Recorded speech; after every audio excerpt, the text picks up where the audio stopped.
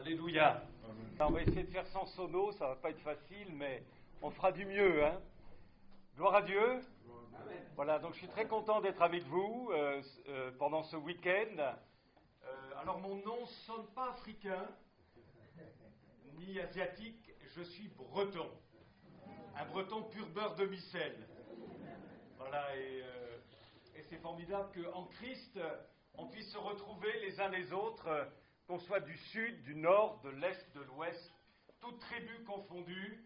On est tous appelés à expérimenter le salut de Dieu en Jésus-Christ. Alléluia. Et ça change tout, ça bouleverse tout, et ça nous conduit vers une destinée absolument glorieuse. Alléluia.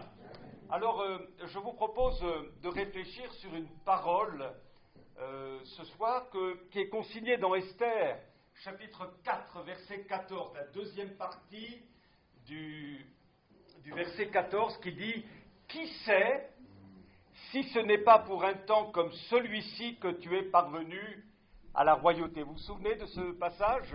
« Qui sait si tu n'es pas pour un temps comme celui-ci parvenu à la royauté ?» Et vous connaissez le contexte, je pense, qui était un contexte génocidaire. Un homme, Haman, avait désiré massacrer tout Israël, le peuple d'Israël, et il fallait une intervention pour que tout bascule dans le sens de Dieu, dans le sens du royaume de Dieu.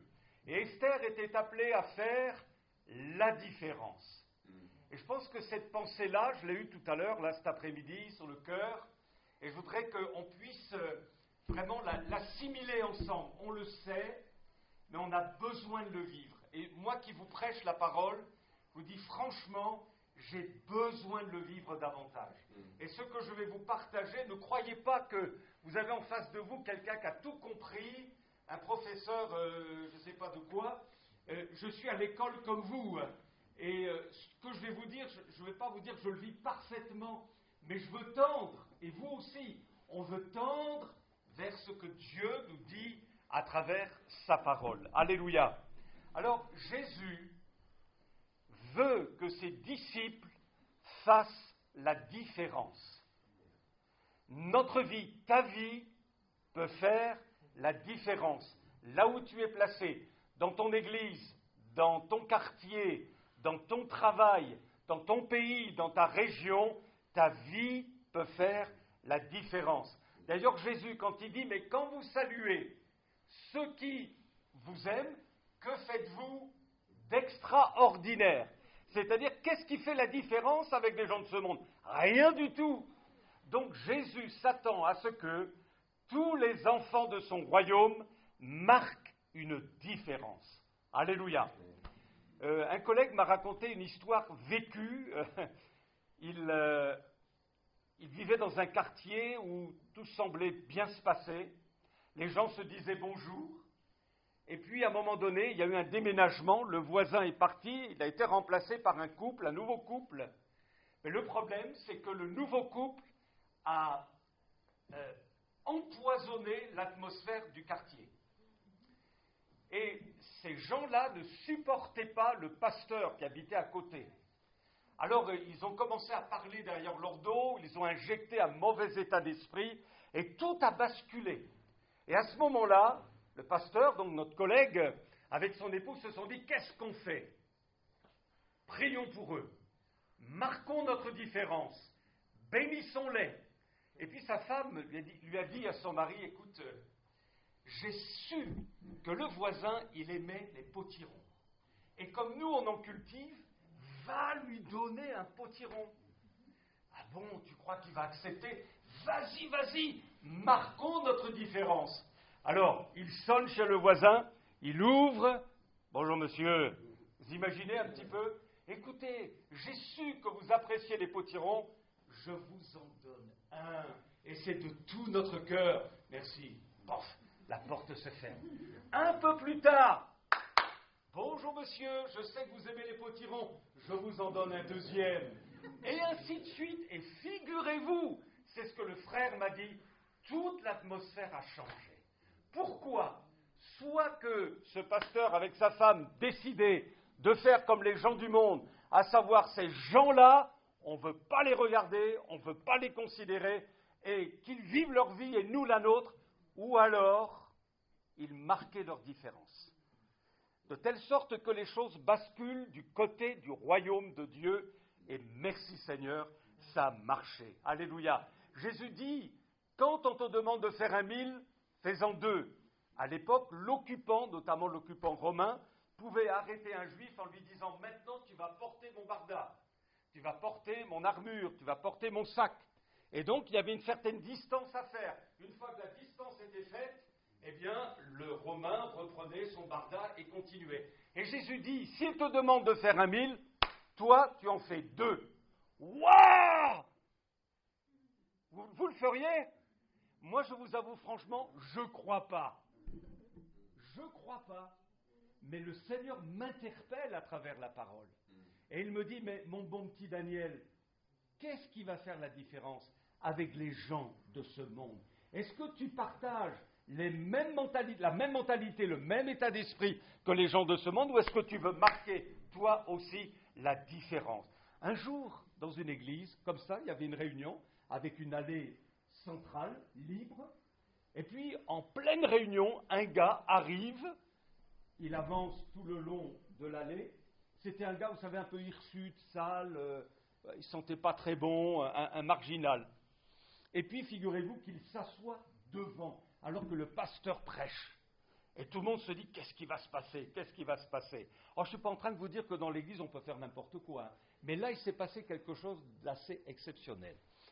Tout à coup, un vieux monsieur dans l'auditoire, qui avait une certaine réputation dans l'église, un ancien, vous voyez, se lève. Et les gens se sont dit, ouh, le frère un tel qui se lève, qu'est-ce qui va se passer? Et du coup, tout le monde avait déconnecté avec le message. Le pasteur, plus personne ne l'écoutait. Que va faire notre vieux frère? Il avance doucement. Il s'approche du gars. Et difficilement, il s'assoit à côté de lui, le regarde et lui dit, je ne veux pas que tu sois tout seul à écouter le prédicateur. Ce jour-là, quand la réunion s'est terminée, pendant le repas, tout le monde a parlé de l'attitude du vieux frère et personne n'a parlé de la prédication. Parce qu'en lui-même, le vieil homme était une prédication. Et il a marqué la différence. Et si finalement le vieil homme était venu pour dire « Mon bonhomme, tu dégages, c'est pas comme ça qu'on fait ici », sans doute que jamais ce jeune homme serait revenu. Et voyez-vous, c'est important pour nous d'être sensibles à l'Esprit de Dieu pour que nous marquions une différence et que les choses basculent du côté du royaume de Dieu. Alors on va examiner pendant ces réunions quelques principes qui vont nous amener, vous et moi, nous tous, à faire la différence pour que les choses avancent dans le sens du royaume de Dieu. Et ce soir, j'ai vraiment à cœur de vous parler d'une chose, la reconnaissance. Et ça tombe bien parce qu'en même temps que je vais vous parler, je vais me parler aussi. Parce que j'ai bien besoin de développer cet aspect de la reconnaissance. Et vous savez que dans la Bible, il est question beaucoup de reconnaissance et d'action de grâce. Et ça peut marquer une différence dans chacune de nos vies. J'ai remarqué, en tant que pasteur, il n'y a pas besoin d'être pasteur pour le remarquer, vous avez certains qui vivent des choses difficiles et qui sont toujours dans la louange. Ils ont un punch pas possible, un dynamisme, ils aiment les âmes, ils prient, rien ne les arrête. Mais qu'est-ce qu'ils ont? Ils sont pleins de Jésus. Et vous avez les autres qui aiment Jésus aussi, mais qui ne vivent pas du tout de la même manière.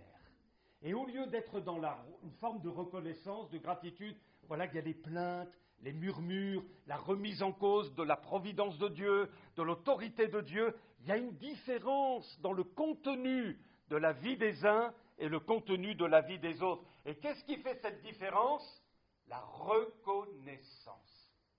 Et si chacun d'entre nous, on saisit cette vérité biblique, je veux entrer dans une dimension supérieure de reconnaissance à l'égard de mon Dieu, ça va changer des choses, j'en suis persuadé.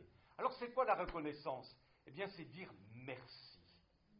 Merci pour ce que Jésus est, pour ce qu'il a fait pour nous, pour ce qu'il fait, pour ce qu'il fera. Alléluia. Merci. L'homme de Dieu dit, sa louange sera toujours dans ma bouche. J'avais une très chère sœur en Bretagne, que j'aimais beaucoup, que j'appelais Mamie Reconnaissance.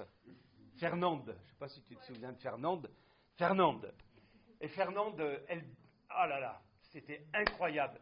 Elle bénissait, son ministère c'était bénir, remercier, rendre gloire à Dieu. Et quand vous l'entendiez dans sa prière toute simple, elle disait, Seigneur, aujourd'hui, tu as béni dans le monde entier. Alléluia. Quand elle passait devant un hôpital, l'hôpital de la ville, Seigneur, tu bénis tous les malades.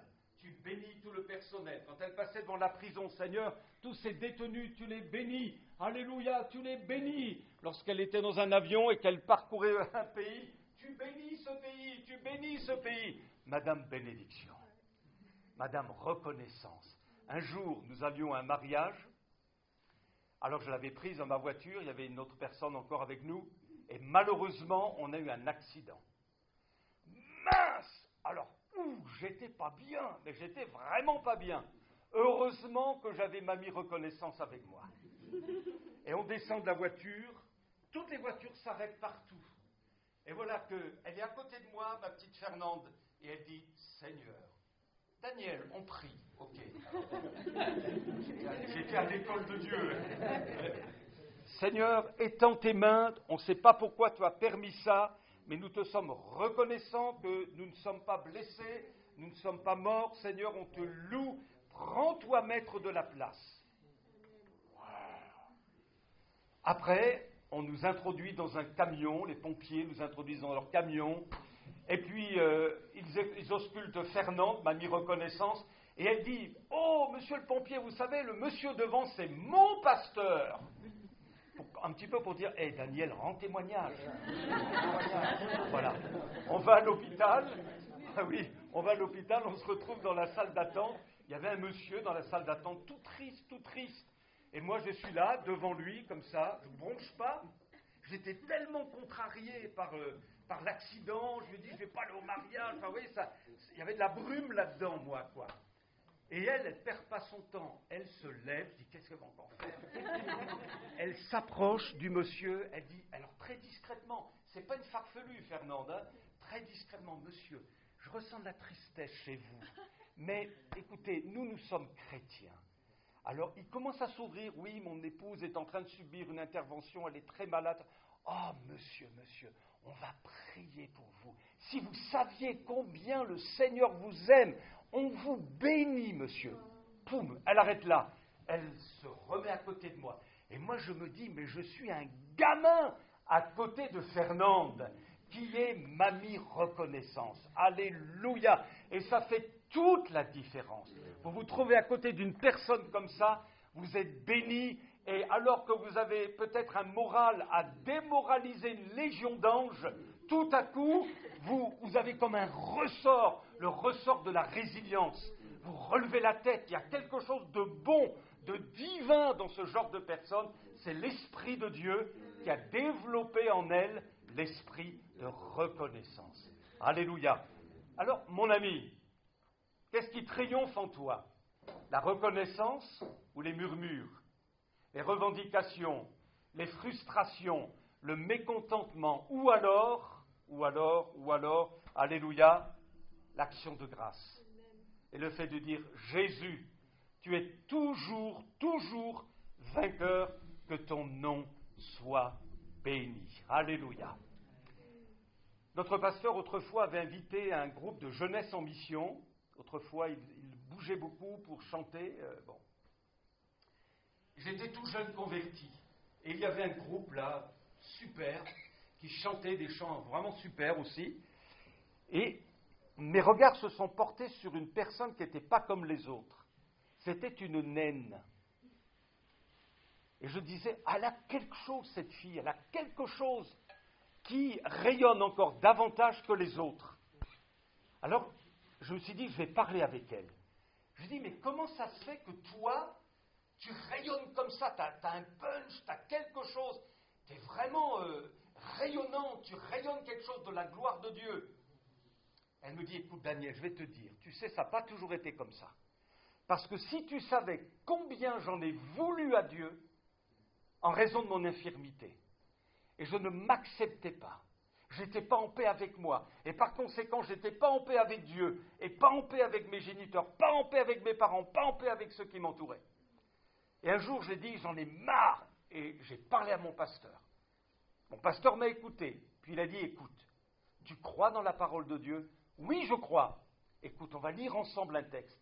Et ils ont lu ensemble le psaume 139, où il est question de la création. Vous savez, lorsque Dieu dit, tu as été tissé dans le sein de ta mère, mes yeux te voyaient quand tu n'étais qu'une masse informe.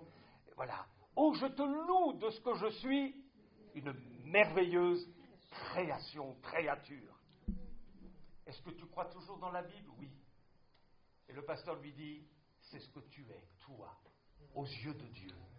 Tu es une merveilleuse créature. Même si tu ne comprends pas certaines choses, aux yeux de Dieu, tu brilles et tu es merveilleuse. Veux-tu prier en disant, tu es, ou je suis, une créature merveilleuse ? C'est ce qu'elle a fait. Et à partir du moment où elle a exprimé cette parole de reconnaissance à l'égard de Dieu, je suis une créature merveilleuse puisque tu le dis, Seigneur. Elle s'est réconciliée avec elle-même, elle s'est réconciliée avec son Dieu, elle était décomplexée, et j'ai envie de vous dire, bien que son corps était informe, son visage ingrat, c'était elle qui rayonnait le plus, qui était la plus belle sur l'estrade, parce qu'elle était revêtue de la beauté de Jésus. Amen. La reconnaissance, ça fait la différence. Alléluia. Ça fait vraiment, béni soit Dieu, la différence pour beaucoup d'entre nous. Gloire à Dieu. Alors, la reconnaissance, ça commence par quoi ? Ça commence déjà par le repas. Rendre grâce à Dieu. Ça commence par là, j'ai envie de dire. Rendre grâce à Dieu. J'aime bien être à table avec des petits, et surtout quand les mamans disent « Ah, toi mon petit, tu vas prier le Seigneur ». Je me souviens, on allait manger de temps en temps chez des amis, et cet ami avait un petit gars qui s'appelait Samuel. Et Samuel, c'était lui qui rendait grâce. Alors j'aimais bien, parce que quand on lui disait « Samuel, tu rends grâce », merci Seigneur pour le poulet. Merci Seigneur pour les bonnes frites. Ah, c'était mignon. Apprendre à rendre grâce à nos enfants. Merci Seigneur. Merci Seigneur. Alléluia. Merci Seigneur. Et après, quand on grandit, merci Seigneur. Finalement, si on ponctuait nos journées de merci Seigneur pour les petites choses comme pour les grandes, on en serait certainement plus heureux. Et au terme de notre journée, on se dit, on fait le bilan, on se dit, mais qu'est-ce qui a prévalu dans ma tête, dans mes pensées ? De l'insatisfaction, du mécontentement, du murmure, de l'amertume, ou alors des merci Seigneur. Et si nous décidions d'avoir ce mode de vie, de fonctionner en mode adoration, louange, action de grâce, merci Seigneur. Ça ne veut pas dire qu'on n'a pas le droit de pleurer parfois, qu'on n'a pas le droit de prier, de chercher Dieu, de gémir devant Dieu, parce que les hommes de Dieu l'ont fait avant nous dans la Bible. C'est vrai, ça se vit ça aussi, mais tout ça doit être couronné de merci Seigneur. Toujours merci Seigneur, et ça change tout, gloire à Dieu. Alors, vous savez, vous avez déjà perdu vos lunettes, parfois elles étaient d'ailleurs sur le front, hein. Dites, mais où sont mes lunettes, ou mes clés, mais où est-ce que j'ai mis mes clés ? Oh, elles sont là, merci Seigneur. Dites, mais les gens du monde nous écoutent, ils sont fous ces gens-là, pour des clés, pour des lunettes, merci Seigneur, mais c'est quoi ? Et pourtant c'est tellement naturel pour nous. Merci Seigneur pour les petites choses. Merci Seigneur pour le bon médecin que j'ai trouvé. Merci Seigneur pour le bon instituteur, pour mon enfant. Merci Seigneur pour ma maison. Merci Seigneur pour ceci. Merci Seigneur pour mon pasteur. Amen. Alléluia. Amen. Merci Seigneur. Des merci Seigneur. Gloire à Dieu. Ça c'est comme un cœur d'encouragement et le Saint-Esprit approuve ces merci Seigneur. Alléluia. Que Dieu soit béni. Alors je pense que et je m'exhorte vraiment, je me dis, si on allait plus dans ce sens-là, si je vais plus dans ce sens-là, ça va finir par impacter notre caractère, notre couple, si nous sommes en couple, notre vie relationnelle dans le service de Dieu même. Vous voyez, il n'y a pas de sono, merci Seigneur. C'est pas grave, c'est ce qu'il a dit, Samy, tout à l'heure. C'est pas grave. Et peut-être que quelqu'un de ronchon va dire, ouais, il n'y a pas de sono, ils auraient dû prévoir. Vous savez, c'est tellement français. C'est tellement français. Vous comprenez ce que je veux dire? Mais dans le royaume de Dieu, il y a une autre dimension, une autre atmosphère. Il n'y a pas, c'est pas grave. Merci Seigneur, on va vivre de bons moments, alléluia. Et vous vous rendez compte, on vit dans un monde de stressés. Et c'est vrai que ça va vite aujourd'hui. Et il nous arrive tellement de péripéties, d'avaries dans notre vie, de tous les jours. Il suffit qu'on se lève, dès le matin, ça commence. Et toute la journée, c'est comme ça. Et on peut être finalement chagrin en permanence, bien qu'en allant à l'église, bien qu'en ayant une Bible, bien qu'en chantant de beaux cantiques, en ayant de bonnes prédications, mais quelque part, on ne fait pas la différence. Et le Seigneur voudrait tellement marquer notre vie pour que nous soyons différents de cette mentalité qui nous environne, qui parfois est même capable de nous contaminer, sans que nous nous en rendions compte les uns et les autres. Il faut que ça change. Alléluia. Quand j'étais adolescent, je suis allé chercher un copain qui s'appelait Bernard. Enfin, vous n'en avez rien à faire, mais ça ne fait rien. Il s'appelait Bernard. Et puis, sa maman m'ouvre et elle me dit « Daniel, Bernard, il dort encore. Va le réveiller, va le réveiller. » Bon, je dis « Pas de souci. » Et je me dirige dans sa chambre, j'ouvre la porte. Oh! Excusez-moi, mais ça sentait les chaussettes. Oh! Vous savez ce que j'ai fait? Je me suis dirigé vers la fenêtre, je l'ai ouverte en grand, un bon air breton, vous savez, la bonne brise de Bretagne, qui a envahi la chambre. Oh! J'ai arrêté de suffoquer, j'étais bien. Mais vous savez, parfois, dans nos têtes, dans nos cœurs, ça sent fort, ça sent mauvais, parce qu'il n'y a pas de renouvellement. Et on reste fixé sur nos problématiques, nos soucis, et puis ça se transforme en négativité. Et finalement, au lieu de faire des confessions de foi, des proclamations de foi, on est en train de déclarer que finalement c'est la défaite, c'est l'échec. Et on baisse la tête, le moral commence à prendre un coup. On a besoin d'une bouffée d'air céleste. Et ça commence par la reconnaissance. Et c'est à chacun de nous, en tant que responsable de nous-mêmes et de notre vie spirituelle, de dire « Je décide, Seigneur ». Comme Habakkuk, en son temps, qui avait dressé vraiment la liste des choses qui n'allaient pas, il n'y aura plus de bœufs dans les étables, etc., etc. Il a décidé de se réjouir en l'Éternel. C'est le fruit de décision dans le sens où ce n'est pas Dieu qui le fera à notre place. On attend peut-être toujours le miracle dans notre vie, mais quelque part, c'est nous qui pouvons déclencher le miracle par un oui de notre part. Et le processus va se mettre en marche dans notre vie. Un processus de vie, un processus de renouveau, un processus d'action de grâce, de reconnaissance, et notre mentalité va être beaucoup plus céleste. Béni soit le Seigneur. Alléluia. La Bible dit, soyez reconnaissants. C'est pas, peut-être que ça serait bien, mes amis, d'être reconnaissants si vous le pouviez un peu plus, mais c'est un ordre divin. Soyez reconnaissants. Alléluia. Un automatisme finalement. Et puis il y a un texte qui m'a souvent surpris quand je l'ai lu, dans 1 Thessaloniciens 5, 18. Rendez grâce en toutes choses. Avez-vous réfléchi à ça? Rendez grâce en toutes choses, car c'est à votre égard la volonté de Dieu. La Bible du Sommeur dit « Remerciez Dieu en toutes circonstances, telle est pour vous la volonté que Dieu a exprimée en Jésus-Christ. » Et là, moi, je bloque. Je ne sais pas si vous bloquez, moi je bloque. Je vais vous expliquer. Rendez grâce en toutes choses, en toutes choses. Vous Vous comprenez ce que je veux dire? Je ne sais pas quelle est votre réception de cette parole, mais moi je bloque personnellement, enfin jusqu'à un certain point, rassurez-vous. Hein. Une petite monitrice d'école du dimanche avait enseigné aux enfants, rendez grâce à Dieu les enfants, rendez grâce à Dieu. Dès lundi matin, quand vous allez à l'école, vous rendez grâce à Dieu en toutes choses, en toutes choses, en toutes choses.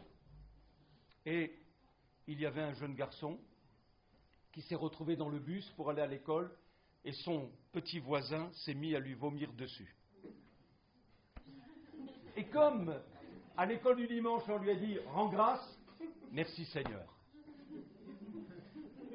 Il rentre chez lui, la petite sœur apeurée « Mais qu'est-ce qui se passe? Qu'est-ce qui se passe ?» J'ai renversé l'aquarium. Et finalement, il y avait de l'eau partout et les poissons qui s'agitaient. La maison était devenue, enfin la salle à manger, un aquarium géant. Le petit gars, merci Seigneur. Le lendemain matin, il se brosse les dents, et il se rend compte qu'il s'est trompé de tube. Il a pris le tube de la mousse à raser de son papa et les dents serrées. Merci Seigneur. Est-ce que c'est ça? Est-ce que d'après vous c'est ça? Rendre grâce à Dieu en toutes circonstances. Personnellement, je ne vais pas dire merci Seigneur pour mon cancer si j'ai un cancer. Je ne vais pas dire merci Seigneur pour mon cancer. Une fois je suis descendu de chez moi, je vois ma voiture, les pneus crevés. Les gars avaient pris un couteau, ils avaient percé tous les pneus de toutes les voitures le long de la rue. Et je devais aller faire la réunion. Et je n'ai pas dit merci Seigneur pour mes pneus crevés. Vous comprenez? Vous avez des ouvrages un peu sur la louange parfois, c'est un peu borderline, vous voyez ça. Je ne comprends pas personnellement. Mais ce que je comprends, et je pense que vous allez me suivre, rendez grâce au Seigneur en toute chose, ça veut dire Seigneur, il m'arrive ça, j'ai un cancer, ou alors mes pneus sont crevés, je dois aller faire une réunion, comment ça va se passer? Seigneur, je ne comprends pas tout, mais tu es là. Et tu vas m'aider. Et toi, tu es souverain. Et toi, tu es au-dessus de tout. Et à travers cette épreuve que je vis, tu vas rendre gloire à ton nom. Et ça va changer tout. Et au lieu finalement de baisser les bras et de lever le poing plutôt contre toi, Seigneur, non, je vais te rendre grâce. Parce que tu vas agir à ce moment-là et je vais faire une expérience merveilleuse avec toi. Gloire à Dieu. Et c'est comme ça, personnellement, que je comprends ce passage, et j'aime bien le comprendre comme ça, parce que autrement, ça passe pas, quoi. Alors, je vais bientôt conclure. Enfin, bientôt conclure, oui. Combien de temps vous me donnez encore? Est-ce que ça va? Est-ce que 2 heures, ça vous convient encore? Ça va? 2 heures encore? Ok. Ça va? Ça va? Et dites, merci Seigneur. C'est la mise en pratique. Merci Seigneur. Voilà. Le sommet de la reconnaissance, c'est comment? C'est quoi? C'est quand? Souvenez-vous, la mer Rouge, frontière naturelle, infranchissable à vue humaine. Derrière, les Égyptiens assoiffés de vengeance. Au milieu, le peuple d'Israël qui ne comprend plus rien et qui commence à se révolter contre Moïse. Mais qu'est-ce que tu nous as fait là? Pourquoi on est là? C'est quoi cette histoire? Ils ne comprennent plus. Ils murmurent. Et puis Moïse, paisiblement, opère le miracle. La mer Rouge s'ouvre. Il passe de l'autre côté. Myriam prend son tambourin. Alléluia, gloire à Dieu. Et tout le peuple qui chante, qui danse, gloire à Dieu. J'ai envie de dire, c'est la moindre des choses. La mer Rouge qui s'ouvre, si là, peuple d'Israël, tu ne loues pas ton Dieu, tu ne le loueras jamais. Vous êtes d'accord? Donc, finalement, quand tout va bien, c'est la moindre des choses de dire merci Seigneur. D'accord, hein? Merci Seigneur. Si on ne le fait pas, ça va vraiment pas, quoi. Donc, louer, gloire, merci Seigneur. Mais, je suis persuadé que si Israël avait dit merci Seigneur avant l'ouverture de la mer Rouge, cette action de grâce aurait eu un poids différent dans le ciel que l'action de grâce qui a suivi l'ouverture de la mer Rouge. Vous me suivez? Et c'est là le défi pour chacun de nous. Alors que nous sommes au cœur de l'épreuve, dans la difficulté, de pouvoir dire, Seigneur, je te suis quand même reconnaissant. Parce que tu m'as sauvé, parce que tu es puissant, toi tu ne changes pas, même si je ne maîtrise pas tout, je te loue, Seigneur. Je te rends grâce. Et là, quand vous arrivez à ce niveau-là, quand le Saint-Esprit vous pousse vers cette dimension, gloire à Dieu, il y a de la joie dans le ciel. Et du coup, Satan recule devant ce genre d'action de grâce, de louange, parce que ce n'est pas une louange facile, gratuite, mais elle a un coût. Et c'est celui de la fidélité, de l'obéissance à tout prix, de l'attachement à tout prix à la personne de Jésus-Christ. Il ne s'agit pas de faire comme Israël, à la moindre difficulté, hop, j'arrête là, ça suffit, je te boude, Seigneur, je suis en froid, Seigneur, je ne viens plus à 4 cultes, Seigneur, et tant pis pour ce que Nathanaël dira, Seigneur, non, ça suffit, je ne lis plus ma Bible. Voyez, ça c'est une forme d'immaturité quelque part. Et le Seigneur voudrait nous faire grandir, les uns et les autres, me faire grandir dans cette action de grâce, quelle que soit l'intensité de la difficulté. Et quand vous côtoyez ce genre de personnages, ce genre de frères et de sœurs, combien c'est bénissant. Combien c'est bénissant. Et c'est vrai, je crois que c'est un de nos frères tout à l'heure à table qui disait, il y a des perles dans nos églises. Et je confirme, vous êtes certainement de ces perles-là, mais il y a vraiment des perles.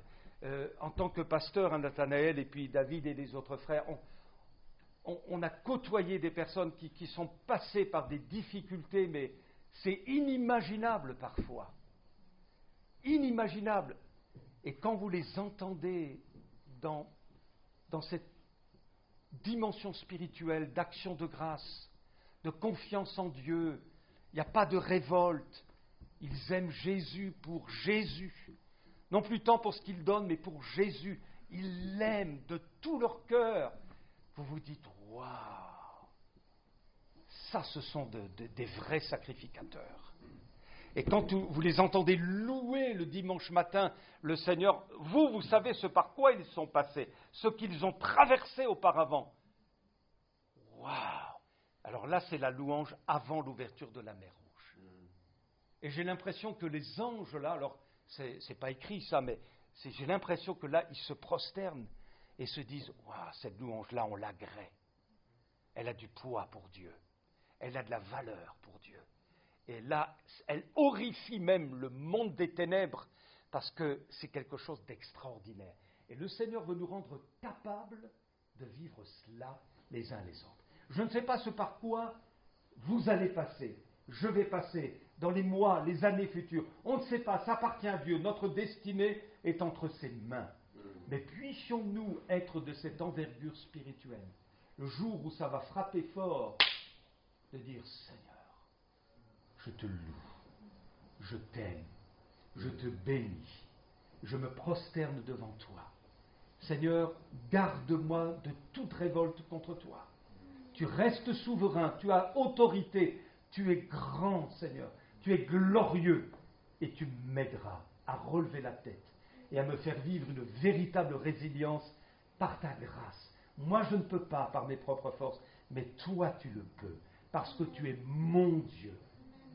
Et là, cette qualité spirituelle, elle fait la différence. Elle marque la différence. Et elle fait basculer les choses du côté du royaume de Dieu. Que le Seigneur soit béni. Amen. Une petite heure encore, ça va? Un point rapide. Maintenant qu'on est d'accord, merci Seigneur, c'est lui qui reçoit les actions de grâce. Maintenant, il faut bien comprendre que les merci, ça nous concerne aussi tous. Les uns à l'égard des autres. Parfois, je suis horrifié de choses. Vous voyez les dames, les mamans prendre leurs petits à la garderie. Ils partent avec les petits. Il n'y a pas eu un seul merci pour ceux qui ont assuré le service. Ça n'arrive pas à Aix-en-Provence, ça je ne pense pas. Mais il y a des choses comme ça. Vous savez qui c'est qui fait le ménage dans votre église? Et les WC sont propres, les couloirs sont propres, les chaises sont propres. Est-ce que vous avez pensé à aller voir les frères et les sœurs qui font le ménage pour leur dire merci? Merci. Parce que si les WC étaient sales, on nous entendrait. On ne dirait pas merci. Vous comprenez ce que je veux dire? Mais c'est important. Un chef de projet renommé a pensé un jour à une de ses institutrices qui l'avait marqué quand il était enfant. Et il s'est dit, tiens, ça serait peut-être bien que je lui écrive une lettre de reconnaissance. Alors, il a écrit cette lettre, il l'a envoyée, et l'institutrice, bien vieillie, lui a répondu ceci. Vous ne saurez jamais combien votre lettre m'a touché. J'ai aujourd'hui 83 ans et je suis toute seule. Mes amis, ma famille ont tous disparu. J'ai enseigné pendant 55 ans. Et votre lettre est le premier merci que j'ai jamais reçu d'un ancien élève. Parfois, je me demande ce que j'ai fait de ma vie. Sachez que je lirai et relirai votre lettre jusqu'au jour de ma mort. Je ne sais pas si vous le savez, mais en Chine, dans la culture chinoise, le mari, il ne sait pas ce que c'est que de dire merci à sa femme. Je l'ai lu dans un document Portes ouvertes, où ils font des séminaires pour couples. Et donc, les frères de Portes ouvertes, faisant les séminaires pour couples, enseignent aux maris de dire merci à leur épouse. Merci pour ma chemise repassée, merci pour le bon repas, merci pour ceci, merci pour cela. Et les frères de Portes ouvertes témoignent en disant, les sœurs, quand elles reçoivent leur premier merci, s'effondrent en larmes. C'est impressionnant, hein? Et je pense que des merci, ça fait la différence. Merci, de la reconnaissance. Pour toute chose, de la reconnaissance. Je me souviens du premier gâteau à la banane que ma femme m'a fait. Je m'en souviens encore. Il est bon, mon gâteau? Ah, il était trop cuit. C'était pas celui de ma maman. On était nouvellement mariés. J'ai dit, oh merci ma chérie, pour ce bon gâteau à la banane. Et puis, tu sais, avec le temps, tu feras encore mieux. mais un petit merci comme ça, ça fait la différence. Et finalement, il peut y avoir des remarques, vous voyez, ça ne veut pas dire qu'on n'ait pas de remarques à faire, mais des remarques qui sont désobligeantes et qui tirent vers le bas, plutôt que d'élever vers le haut. Et nos relations fraternelles, même si on doit dire les choses, et c'est normal, il faut qu'on soit des gens de vérité, donc parfois il y a des recadrages nécessaires, il y a des exhortations nécessaires, mais il faut bien comprendre qu'à chaque fois qu'il y a cela, c'est toujours pour aller vers le haut, jamais vers le bas. Dieu nous pousse toujours vers le haut, même quand il nous reprend. C'est jamais pour nous avilir, nous faire du mal, mais toujours pour nous élever. Il faut accepter que sa main s'oppose sur nous, en discipline parfois. Mais c'est toujours, béni soit Dieu, pour notre bien. Et enfin, je conclus, rassurez-vous, la reconnaissance un jour, nous l'entendrons de la bouche de Jésus. Et ce sera le moment que la Bible appelle le tribunal de Christ. Alors je ne sais pas ce que ce terme a comme écho dans votre cœur, mais personnellement, moi, il me dérange un peu. Tribunal de Christ.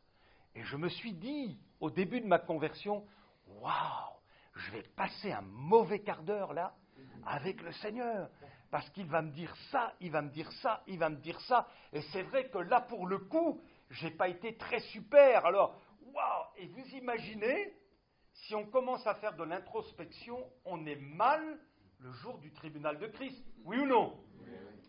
Mais le tribunal de Christ, il ne faut pas l'envisager sous cet angle-là. C'est une évaluation de ce qu'aura été notre vie sur Terre. Ça n'a rien à voir avec un jugement. On n'ira pas en enfer pour autant si on n'a pas été au top de toute notre vie. Ça, c'est réservé aux non-convertis. mais une évaluation. Et je suis persuadé que puisque nous aimons Jésus les uns et les autres, tout n'aura pas été impeccable, mais le sang de l'agneau va nous recouvrir. La justice de Christ, l'amour qu'on a manifesté pour Jésus prévaudra envers et contre tout et transcendra toute chose. Et nous entendrons le Maître nous dire « c'est bien, bon et fidèle serviteur ou servante ». Et d'entendre cette reconnaissance de la part du Maître dans le monde spirituel, c'est le plus beau cadeau que le Seigneur puisse nous faire après notre salut. Alléluia. Je ne sais pas si vous avez vu ce film, l'opus de M. Hollande. Rien à voir avec qui vous pensez. M. Hollande, c'est un autre M. Hollande. Regardez sur YouTube l'opus de M. Hollande. Et il y a un passage, la fin du film, qui est remarquable. C'est un homme qui avait eu le désir d'être chef d'orchestre et puis ça n'a pas pu se faire. Il s'est retrouvé professeur de musique dans un établissement scolaire. Rien à voir. Mais il a été persévérant, fidèle, il y a mis tout son cœur. Il a communiqué son amour de la musique aux générations qui sont passées avec lui. Et puis c'est le jour, c'est son dernier jour à l'école, avant d'être en retraite. Alors on le voit dans une pièce avec deux collègues qui discutent. Et puis ces deux collègues, lui, il ne sait pas ce qui va se passer. Ces deux collègues lui disent, tiens, écoute, on va passer par là, tiens, viens, on t'attend là. Lui, il ne sait pas ce qui va se passer. Puis tout à coup, les portes s'ouvrent. M. Hollande entre dans la salle, l'amphithéâtre, et là, il y a quasiment tous les élèves, de toute génération confondue, qui ont pu bénéficier de ces enseignements. Et quand il s'introduit dans la salle, vous avez tout le monde qui se lève et qui applaudissent comme ça. Ils font une haie d'honneur. Et lui, un homme humble, il ne s'imaginait pas que finalement tout ce qu'il a fait avait communiqué ce bien-être à toutes ces générations. Donc de la reconnaissance, merci. Alors il passe devant, il les reconnaît les uns après les autres. Il dit, oh merci, merci pour ce que vous avez fait pour nous, merci pour votre amour pour nous, merci de nous avoir communiqué l'amour de la musique, merci, merci. C'est extraordinaire. Moi j'ai fait un parallèle avec ce moment où on va être dans le ciel. Et il est possible que les anges soient là, voyez. Alors c'est pas écrit comme ça, mais j'imagine. Et finalement, il va y avoir peut-être des applaudissements pour les chers rachetés qui auront payé le prix, qui ont été jusqu'au bout, qui n'auront pas regardé à faire 1 kilomètre à pied pour faire ceci ou cela. Vous comprenez ce que je veux dire? Mais qui ont été à fond pour Jésus, à 100 à l'heure pour Jésus, qui ont mis le royaume de Dieu en premier dans leur vie. Ils ont payé le prix de tout leur cœur par amour pour le Fils de Dieu. Et vous croyez que ces gens-là, quand ils seront là-haut, il n'y aura rien? Mes amis, il va y avoir des applaudissements. Et ce sera un moment extraordinaire pour tous les enfants de Dieu qui auront aimé Jésus et son avènement. Alléluia. Dire merci, de la reconnaissance à notre Dieu en toutes circonstances. Nous dire merci les uns les autres. Et puis un jour, le Seigneur sera aussi dans la reconnaissance vis-à-vis de nous et nous dira, c'est bien, merci, bon et fidèle serviteur. Béni soit Dieu. On a intégré quelque chose ce soir? Esther était appelée à faire la différence. Maintenant, la balle, elle est dans notre camp. Elle est dans mon camp. Quand je vais rentrer chez moi, quand je traverserai certains soucis, comment vais-je réagir? Le Saint-Esprit pourra m'interpeller et me dire, Daniel, qu'est-ce que tu as prêché là l'autre fois? C'est vrai, Seigneur. Pardon. Je te loue, mon Dieu. Je te rends grâce, je te prie. Voyez? Et ça peut changer tout. Alléluia. Toute l'atmosphère de notre cœur, de notre être et du lieu même où nous sommes. Béni soit Dieu. On se recueille quelques instants. Alléluia, alléluia. Merci Seigneur, au nom de Jésus. Amen. On te loue Seigneur. On te bénit parce que ces choses nous les savions. Mais tu as jugé bon nous les rappeler parce que ça peut vraiment faire la différence dans le contenu de notre vie avec toi. Donne-nous, Seigneur, d'avoir cet état d'esprit, de le développer toujours plus et d'être ainsi une véritable bénédiction pour toi, pour nos frères et sœurs, pour les gens de ce monde. Seigneur, nous ne voulons pas agir selon l'esprit de ce monde, mais agir selon l'esprit du royaume de Dieu. Seigneur, nous croyons qu'il y a comme un labeur pour le Saint-Esprit de nous façonner, de nous travailler. Nous sommes sur le tour. Et toi, notre divin potier, tu nous façonnes. Tu nous façonnes pour que l'image de Christ soit en nous. Alléluia. Et que nous dégagions la bonne odeur de Jésus. Viens toucher mes frères et mes sœurs. Viens les marquer de ton sceau, Seigneur. Viens communiquer quelque chose de ton ciel pour les jeunes, pour les moins jeunes. Visite-les, restaure-les, renouvelle-les, oins-les du Saint-Esprit. Seigneur, il n'y a que toi qui puisses faire cette œuvre dans notre vie. Viens nous guérir si on a besoin de guérison. Viens relever nos têtes, viens panser nos plaies. Et donne-nous d'être dans la reconnaissance. Au nom de Jésus, nos chaînes tombent, alléluia. L'ennemi recule et quelque chose de nouveau nous est communiqué. Un souffle, le vent du Saint-Esprit qui vient renouveler l'air de notre cœur, de nos pensées, de nos raisonnements. À toi toute la gloire, notre Sauveur Jésus-Christ. Amen. Amen.